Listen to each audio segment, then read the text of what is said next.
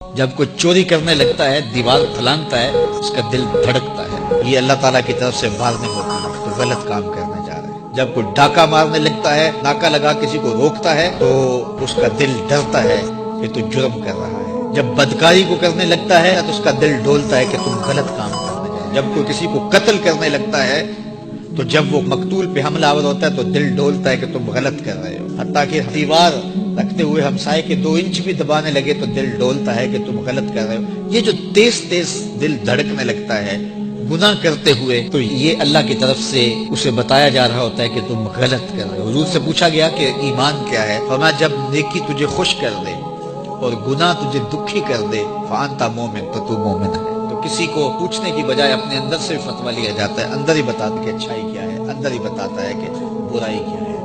اب وہ کس راہ پہ چلے گا؟ میرے حضور نے فرمایا جنت کا راستہ مشکل اور کٹھن ہے، اور جو جہنم کا راستہ ہے وہ آسان اور آراستہ ہے، شہوات سے سجا ہوا راستہ ہے۔ اب تمہیں پتہ ہے کہ انجام کیا ہے اور تمہیں اختیار دیا گیا ہے۔ بعض لوگ اختیار کو اللہ کی رضا سمجھ لیتے ہیں، تو یہ بات جانیے کہ اللہ کی رضا میں اور اس کی مشیت میں بڑا فرق ہے۔ بعض لوگوں کی رسی اللہ نے دراز کی ہوتی ہے تو لوگ کہتے ہیں اللہ راضی نہیں ہے تو ایسا کیوں ہے؟ یہ کون سی کہانی ہوئی؟ ظالم جابر لوگ تختوں پہ بیٹھ جاتے ہیں، مختلف حکومتیں سنبھال لیتے ہیں اور خلق خدا کی ناک میں دم کر دیتے ہیں، لوگ کہتے ہیں اللہ راضی نہیں ہے تو ایسا کیوں ہے؟ یہ کون سی بات ہوئی؟ تو یہ ہمارا ایک خود ساختہ کہا ہوا جملہ ہے۔ حقیقت میں کیا ہے کہ اللہ کی رضا اور ہے، اللہ کی مشیت اور ہے۔ یہ اللہ نے ہاتھ دیے ہیں، اللہ کی رضا یہ ہے کہ ان ہاتھوں سے اچھے کام کیے جائیں۔ آنکھیں دی ہیں تو ان آنکھوں سے قرآن مجید کی تلاوت کی جائے، اللہ کی قدرت کی نشانیاں دیکھی جائیں۔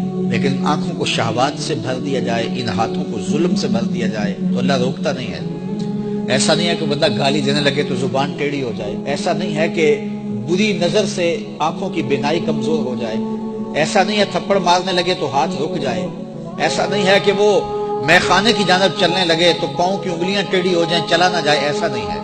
یہ اللہ کی مشیت ہے۔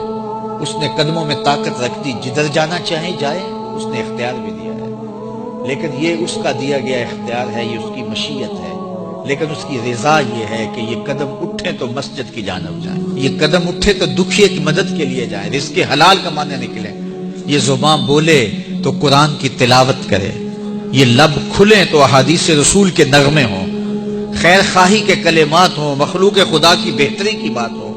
لیکن اگر کوئی گالی گلوچ دینے لگ جائے تو اس سے اللہ کی رضا نہیں۔ اللہ نے اعضاء بنا دیے اور اللہ نے انسان کو خیر و شر کی تمیز دے دی، اچھائی اور برائی کا پتہ دے دیا، اب اس کی مرضی ہے کہ وہ کدھر نکلتا ہے۔